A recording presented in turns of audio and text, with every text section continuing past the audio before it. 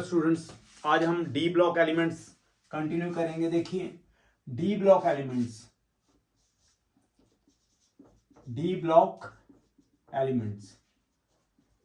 अगर हम D block की बात करें, इसमें हमने कुछ पॉइंट्स कर लिए हुए हैं। आज जो डिस्कस करेंगे हम करेंगे पहला डेंसिटी डी ब्लॉक एलिमेंट्स की, और दूसरा हम करेंगे मेल्टिंग एंड बॉइलिंग पॉइंट। तो ये वाले पॉइंट जो है थ्योरेटिकल से हैं, बड़ी जल्दी समझ लगेगी और इंटरेस्टिंग भी है, और पेपर भी इनमें से आता है। देखिए डेंसिटी अगर हमने करनी है क्या डेंसिटी? हमें पता है डेंसिटी का फॉर्मूला क्या है। Density is equal to mass over volume, right. Volume के ये इनवर्सली प्रोपोर्शनल है, मास के ये डायरेक्टली प्रोपोर्शनल है, मास ओवर वॉल्यूम। अब देखिए हम वन बाय वन यहां पे चलेंगे। अगर हम डेंसिटी के ऊपर फोकस करें, पहला जो हम यहां पे पॉइंट देखेंगे, जैसे 3D सीरीज है।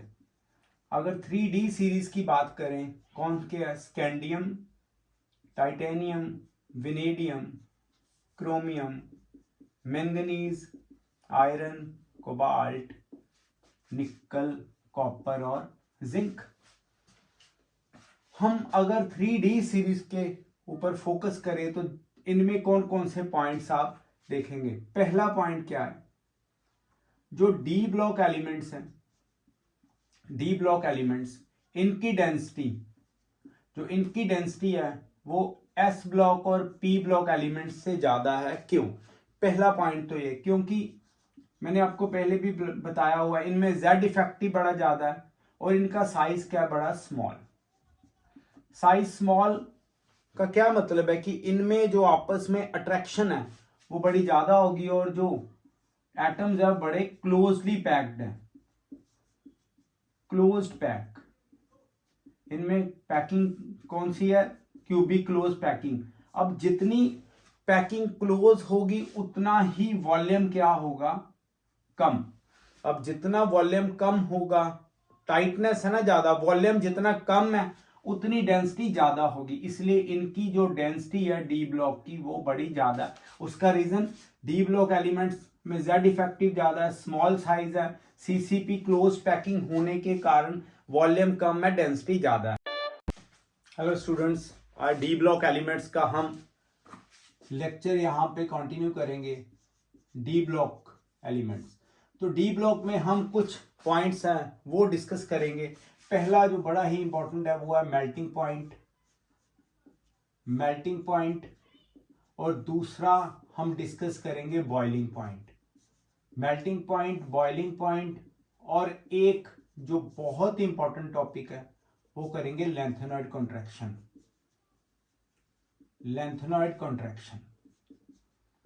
ये हम आज 3 टॉपिक जो हैं वो डिस्कस करेंगे। देखिए डी ब्लॉक एलिमेंट्स में मेल्टिंग एंड बॉइलिंग पॉइंट पहले हम डिस्कस करें। Melting point, what is melting point? Melting point आपको पता है, जब सॉलिड से लिक्विड में चेंज होना हो, सॉलिड से लिक्विड में। बॉइलिंग पॉइंट क्या है? बॉइलिंग पॉइंट में हम पढ़ते आए हैं, बॉइलिंग पॉइंट में लिक्विड जो है वो किस में चेंज होगा? गैस में या वेपर में। और बॉइलिंग पॉइंट की डेफिनेशन हमने सॉल्यूशन चैप्टर में पढ़ी है, whenever vapour pressure of any liquid become equals to the atmospheric pressure. अब देखिए दोनों केसेस में क्या है, लिक्विड और सॉलिड, और लिक्विड से गैस में, यहां पे जो एक बॉन्डेड एटम्स हैं, बॉन्डेड कॉन्स्टिट्यूट जो पार्टिकल्स हैं, उनको क्या करना पड़ेगा? तोड़ना पड़ेगा। तो जब तोड़ना है, जो एनर्जी चाहिए वो वाली किस तरह से हम यहां पे डिस्कस करेंगे। देखिए सॉलिड टू लिक्विड बदलना है, लिक्विड टू गैस। तो ये जो दोनों पॉइंट्स हैं, मेल्टिंग पॉइंट और बॉइलिंग पॉइंट, ये दोनों डिपेंड करेंगे नंबर्स ऑफ अनपेयर्ड इलेक्ट्रॉन्स पे। यही सारी स्टोरी है, अनपेयर्ड इलेक्ट्रॉन्स। जितने नंबर्स ऑफ अनपेयर्ड इलेक्ट्रॉन्स होंगे उतनी मेटालिक बॉन्ड स्ट्रॉन्ग होगी, मेटालिक बॉन्ड उतनी ही स्ट्रांग होगी। अब जितनी मेटालिक बॉन्ड जो है वो स्ट्रांग होगी उतनी ज़्यादा एनर्जी लगेगी, उतना ज़्यादा मेल्टिंग और बॉइलिंग पॉइंट होगा। देखिए कैसे, अगर हम डिस्कस करें यहाँ पे 3D सीरीज की एग्जांपल लेके, मेल्टिंग एंड बॉइलिंग पॉइंट में 3D सीरीज की एग्जांपल लें। देखिए scandium, titanium, vanadium, chromium, manganese, iron, cobalt, nickel, copper और जिंक। हम यहां पे अगर देखें तो इसकी कॉन्फ़िगरेशन देखो क्या आएगी, आर्गन 3D 4s, हमारे पास अगर 4s यहाँ पे 3D कितने 1, 4s कितने 2, ठीक है। इसी तरह से 3D 2, 4s 2। अब देखते जाइए जरा कॉन्फ़िगरेशन।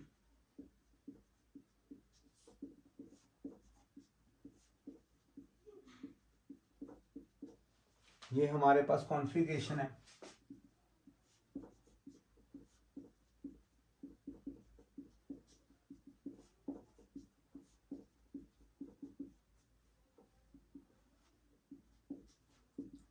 ये हम क्यों लिख रहे हैं, क्योंकि हमने यहां पे अनपेयर्ड इलेक्ट्रॉन्स चेक करने हैं। नंबर्स ऑफ अनपेयर्ड इलेक्ट्रॉन्स जो होंगे वो ही हमें ये सारा बताएंगे किस तरह से ये सारी स्टोरी चलेगी। देखिए देखो यहां पे देखिए अनपेयर्ड इलेक्ट्रॉन डी में 5 ऑर्बिटल्स हैं, ये 1। यहां पे देखो ये बड़ा इंपॉर्टेंट है, तभी हम ये अकेला अकेला आपको समझा रहे हैं।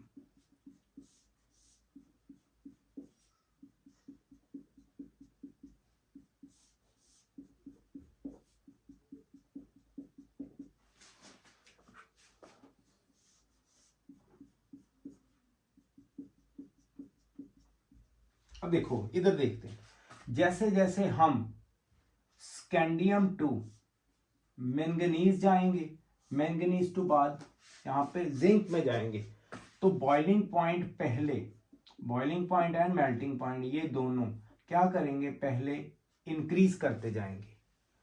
मैंगनीज तक मिडल में तो देखिए पीक में आ जाएंगे यहाँ पे, क्योंकि 5 अनपेड इलेक्ट्रॉन्स है, बड़े जो स्टेबल कॉन्फ़िगरेशन है। बट जब हम जिंक तक जाते हैं, बॉइलिंग पॉइंट और मेल्टिंग पॉइंट जो है वो डिक्रीज करना शुरू कर देते हैं। उसके पीछे रीजन क्या है, देखिए अगर हम बात करें जिंक की, zinc atomic number 30, 1s2, 2s2, 2p6, 3s2, 3p6, 4s2 और 3d10 आ गए हमारे पास, ठीक है ना। यहाँ पे डी देखिए, ये जो डी है 1 2 3 5, 1 2 3 4 5 6 7 8 9 10। जिंक के पास सारे इलेक्ट्रॉन जो है वो पेयर्ड हैं। मैंने क्या बोला, जितने नंबर्स ऑफ अनपेयर्ड इलेक्ट्रॉन्स होंगे उतना ज्यादा मेल्टिंग एंड बॉइलिंग पॉइंट होगा। अब जिंक के पास सारे पेयर्ड है, इसीलिए जिंक का जो मेल्टिंग एंड बॉइलिंग पॉइंट बहुत कम है। इनके साथ और कैडमियम की बात कर लें आगे, और मरकरी के आपने देखा होगा बड़ा ही लो मेल्टिंग और बॉइलिंग पॉइंट है। तो किस पे डिपेंड कर रहे हैं, जितने नंबर्स ऑफ अनपेयर्ड इलेक्ट्रॉन्स आएंगे उतने मेल्टिंग एंड बॉइलिंग पॉइंट ज्यादा होगा। जैसे जैसे नंबर्स ऑफ अनपेयर्ड इलेक्ट्रॉन्स कम होते जाएंगे उतना ही मेल्टिंग एंड बॉइलिंग पॉइंट कम होता जाएगा। तभी तो ये वाले तीन जो है इनका बहुत ही कम जो मेल्टिंग एंड बॉइलिंग पॉइंट है। क्लियर हुआ आपको। मेल्टिंग एंड बॉइलिंग पॉइंट के लिए क्या याद रखना है, पहला melting and boiling point depends करता है नंबर्स ऑफ अनपेयर्ड इलेक्ट्रॉन्स पे। नंबर्स ऑफ अनपेयर्ड इलेक्ट्रॉन जितने ज़्यादा होंगे उतनी ही स्ट्रॉन्ग मेटालिक बॉन्ड होंगी, जितनी मेटालिक बॉन्ड ज़्यादा होगी मेल्टिंग एंड बॉइलिंग पॉइंट उतने बढ़ जाएंगे। अब जैसे ही हम स्कैंडियम टू मैंगनीज तक जाते हैं मेल्टिंग पॉइंट बढ़ता जाता है।